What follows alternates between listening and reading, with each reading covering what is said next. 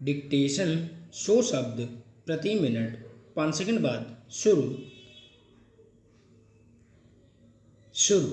सेना में जवानों की भर्ती की पुरानी प्रक्रिया को खत्म कर सरकार ने स्पष्ट संकेत दे दिया है कि वह सेना में भी जरूरत के मुताबिक सुधार करने से पीछे नहीं हटेगी।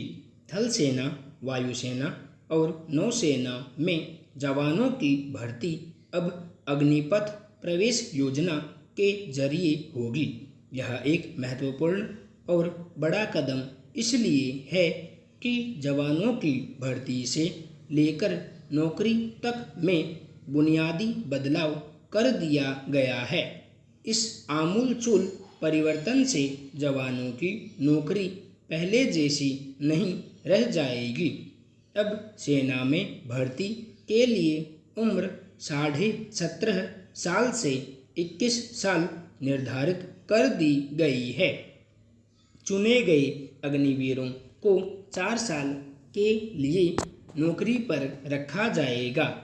4 साल पूरे होते ही इन अग्निवीरों की सेवा समाप्त हो जाएगी, लेकिन इन्हीं में से 25% को उनके बेहतर सेवा रिकॉर्ड के आधार पर सेना में स्थायी तौर पर शामिल किया जाएगा। सेना के इन नए अग्निवीरों को बीमा, निश्चित वेतन और सेवानिवृत्ति पर जमा पैसा तो मिलेगा, लेकिन पेंशन नहीं मिलेगी। यानी आने वाले वक्त में अब सेना के जवान भी अनुबंध की नौकरी वाले हो जाएंगे। सेना के लिए इस तरह का सुधार कितना लाभदायी साबित हो पाएगा, यह कह पाना जरा मुश्किल है। हालांकि अग्निवीर योजना को लेकर सरकार ने कम खूबियां नहीं गिनाई हैं। जैसा कि योजना के बारे में दावा किया गया है कि अग्निवीरों को इस तरह से प्रशिक्षित किया जाएगा कि 4 साल बाद वे दूसरे क्षेत्रों में भी संभावनाएं खोज सकेंगे। मसलन सशस्त्र पुलिस बलों, राज्य पुलिस बलों, सुरक्षा बलों जैसी नौकरियों में इन्हें प्राथमिकता देने की बात है। मोटा अनुमान यह है कि अगले 4 वर्षों में 1,84,000 अग्निवीरों की भर्ती हो चुकेगी और इनमें से हर साल 11,500 को सेवा में स्थायी तौर पर शामिल किया जाएगा। जहां तक पैसे की बात है तो पहले साल में अग्निवीर को 30,000 रुपये प्रति माह मिलेंगे। यह पैसा बढ़ते बढ़ते चौथे साल में 40,000 रुपये हो जाएगा।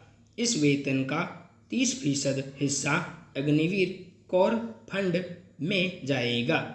जमा पैसा सेवानिवृत्ति पर दे दिया जाएगा। लेकिन मुश्किल सवाल यह है कि 4 साल बाद जो अग्निवीर बाहर आते रहेंगे वे दूसरी जगह व्यावहारिक तौर पर कितना खप पाएंगे। रोजगार संकट तो स्थायी है ही, फिर दूसरे बलों में भी कोई थोक भर्तियां तो होती नहीं रहती।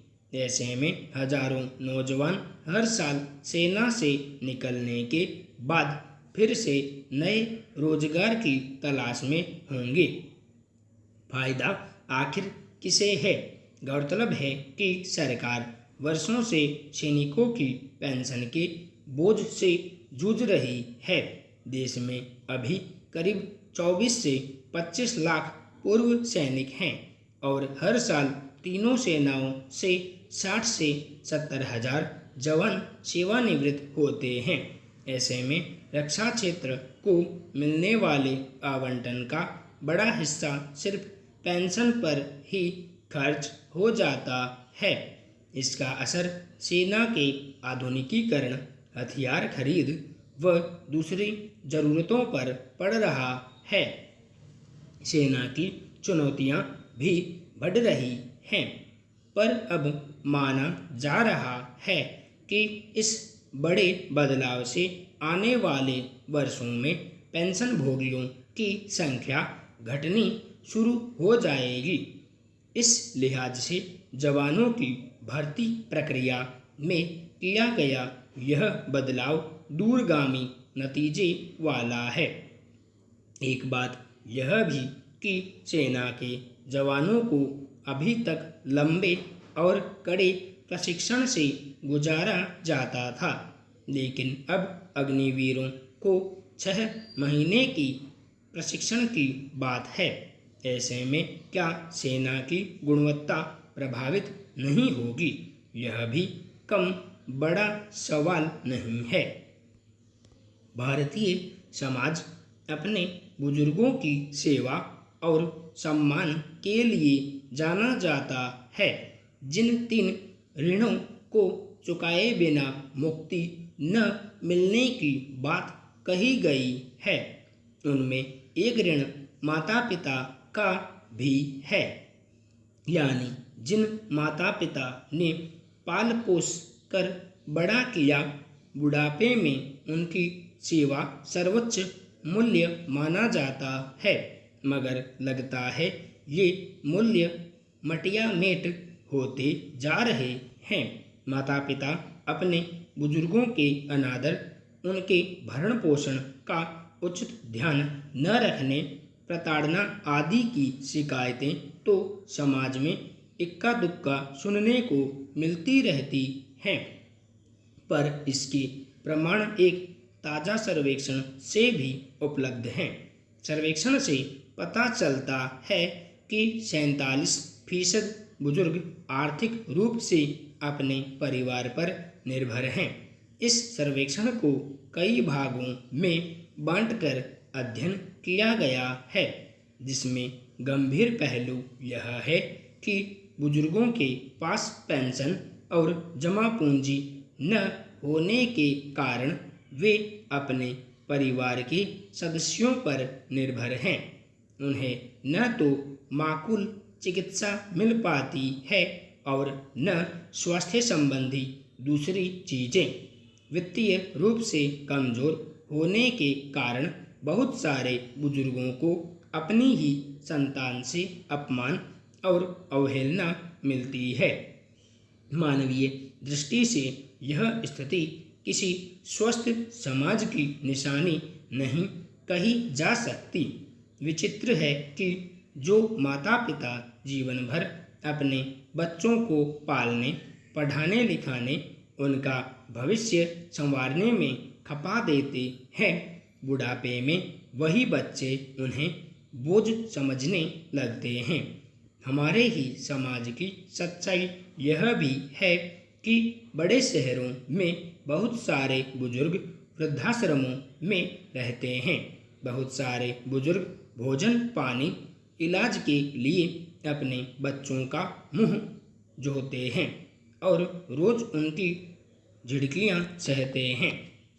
इस प्रवृत्ति के खिलाफ कितना कुछ लिखा जा चुका, कितनी फिल्में बन चुकी, अनेक स्वयंसेवी संगठन इस समस्या को दूर करने के प्रयास में लगे हैं, पर हकीकत यह है कि बुजुर्गों की समस्याएं बढ़ती जा रही हैं।